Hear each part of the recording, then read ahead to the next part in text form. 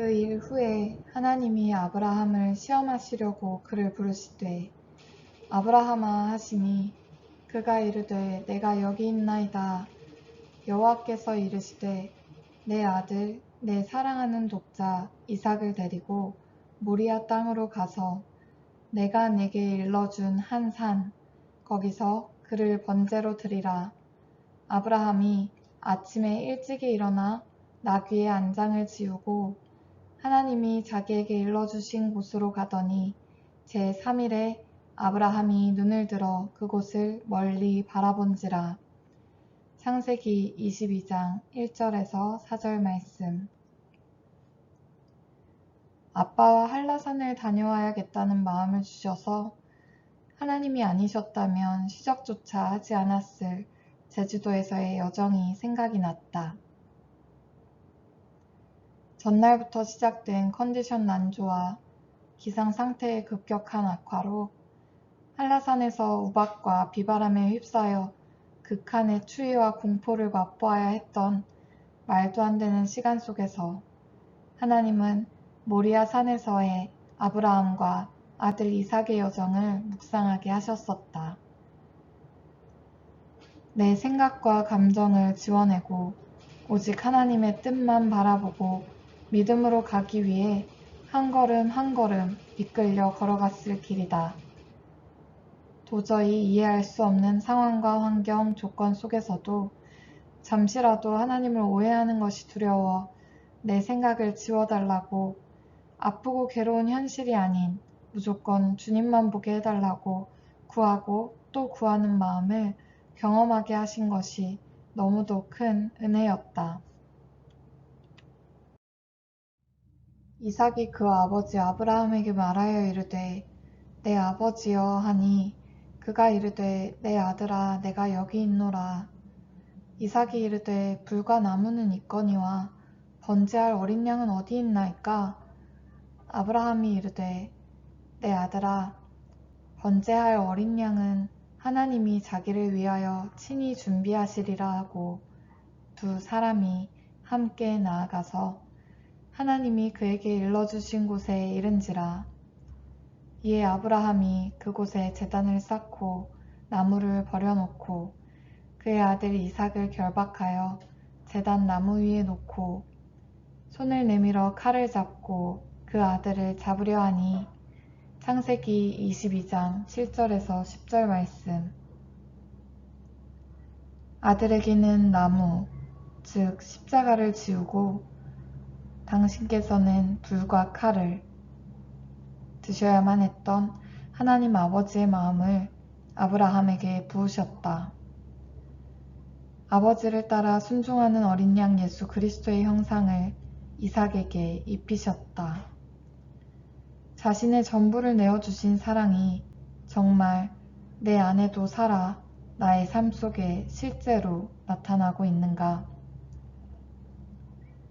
내 생각과 감정, 의지까지 모두 십자가에 못 박힌 하나됨이 없다면 부활 생명도 없음을 주님은 오늘도 전심으로 나에게 말씀하신다.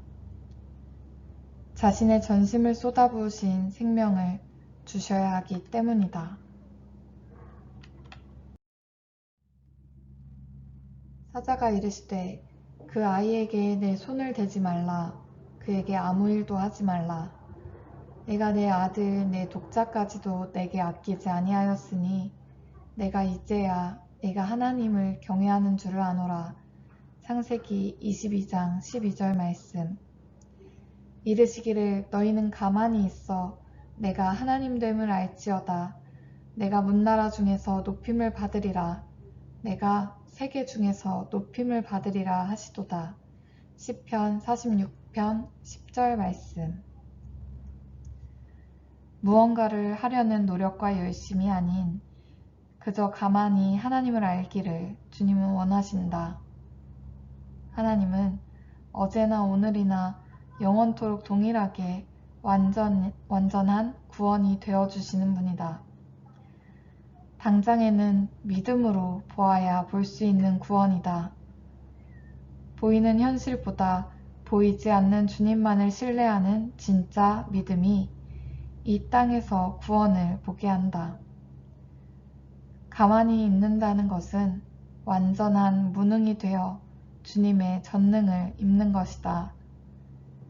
나의 무능함과 주님의 전능함이 하나 되는 길은 내가 죽고 내 안에 오직 예수 그리스도만 사시는 십자가의 길이다. 여호와께서 이르시기를 내가 나를 가리켜 맹세하노니 네가 이같이 행하여 네 아들 내 독자도 아끼지 아니하였은즉 내가 네게 큰 복을 주고 내 씨가 크게 번성하여 하늘의 별과 같고 바닷가의 모래와 같게 하리니 내 씨가 그 대적의 성문을 차지하리라. 또 내 씨로 말미암아 천하 만민이 복을 받으리니 이는 네가 나의 말을 준행하였음이니라 하셨다 하니라. 창세기 22장 16절에서 18절 말씀. 아들 이삭은 아브라함의 작은 분신이자 전부였을 것이다. 가장 작지만 전부를 드릴 때에야만 전심이신 하나님의 마음과 맞닿을 수 있다. 순종의 행함은 은혜의 결과이지 과정이나 동기가 아니다. 하나님의 아들 예수 그리스도 그 자체가 우리에게 주어진 복이며 결국 천하 만민에게 복을 주시는 것이 하나님의 뜻이었다. 천하 만민이 이미 받은 구원의 복을 누리는 것이 하나님의 마음이기에 우리가 가진 이 땅의 소명이다. 선지자의 제자들의 아내 중에 한 여인이 엘리사에게 부르짖어 이르되 당신의 종 나의 남편이 이미 죽었는데 당신의 종이 여호와를 경외한 줄은 당신이 아시는 바니이다. 이제 빚준 사람이 와서 나의 두 아이를 데려가 그의 종을 삼고자 하나이다 하니 엘리사가 그에게 이르되 내 집에 무엇이 있는지 내게 말하라. 그가 이르되 계집종의 집에 기름 한 그릇 외에는 아무것도 없나이다 하니 너는 내 두 아들과 함께 들어가서 문을 닫고 그 모든 그릇에 기름을 부어서 차는 대로 옮겨 놓으라 하니라. 열왕기하 4장 1절에서 4절 말씀. 작지만 전부였던 기름 한 그릇은 모든 빚을 갚고도 남을 그릇에 차는 전부가 되었다. 전부 대신 예수 그리스도가 사시기에 감히 사탄이 다시 우리로 하여금 죄의 종으로 끌고 갈 수가 없다. 보리떡 5개와 물고기 3마리 역시 턱없이 작아 보였지만 한 소년의 전부였다. 전심은 차고 넘치는 복의 근원이 된다. 하루는 엘리사가 수넴에 이르렀더니 거기에 한 귀한 여인이 그를 강권하여 음식을 먹게 하였으므로 열왕기하 4장 1절 말씀. 여인이 과연 잉태하여 한 해가 지나 이때쯤에 엘리사가 여인에게 말한 대로 아들을 낳았더라. 열왕기하 4장 17절 말씀. 곧 어머니에게로 데려갔더니 낮까지 어머니의 무릎에 앉아 있다가 죽은지라. 열왕기하 4장 20절 말씀. 여인이 이르되 내가 내 주께 아들을 구하더이까 나를 속이지 말라고 내가 말하지 아니하더이까 하니 열왕기하 4장 28절 말씀. 눈앞의 현실이 보이지 않는 하나님의 은혜를 오해하게 할 때가 있다. 내가 생각하고 믿었던 하나님의 성품과는 상반된 현실을 마주할 때, 은혜를 은혜로 받아들일 수 없을 때 믿음이 무너져 내린다. 수넴 여인은 하나님 보시기에 귀한 여인이었던 것 같다. 하나님이 그에게 주고자 하신 진짜 복은 눈에 보이는 육신의 아들만이 아니었다.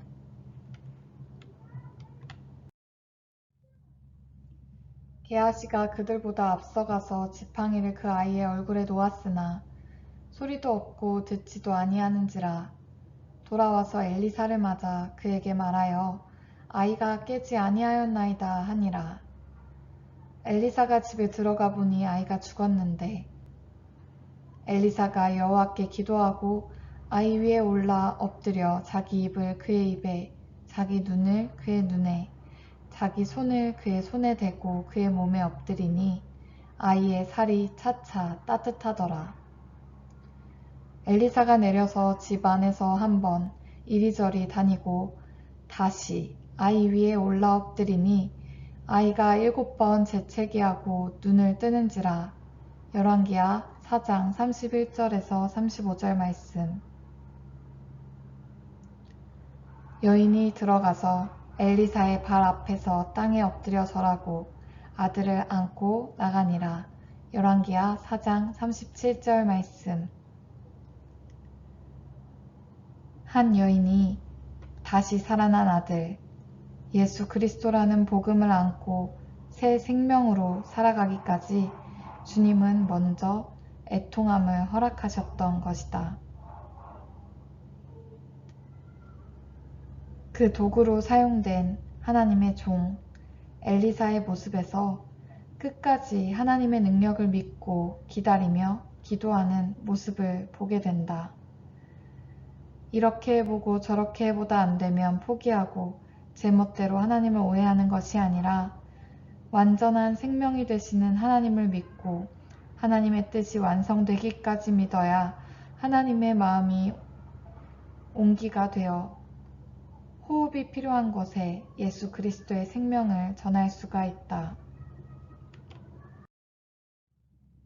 이같이 그리스도가 고난을 받고 제3일에 죽은 자 가운데서 살아날 것과 또 그의 이름으로 죄 사함을 받게 하는 회개가 예루살렘에서 시작하여 모든 족속에게 전파될 것이 기록되었으니 너희는 이 모든 일의 증인이라. 볼지어다 내가 내 아버지께서 약속하신 것을 너희에게 보내리니 너희는 위로부터 능력으로 입혀질 때까지 이 성에 머물라 하시니라. 누가복음 24장 46절에서 49절 말씀. 아멘.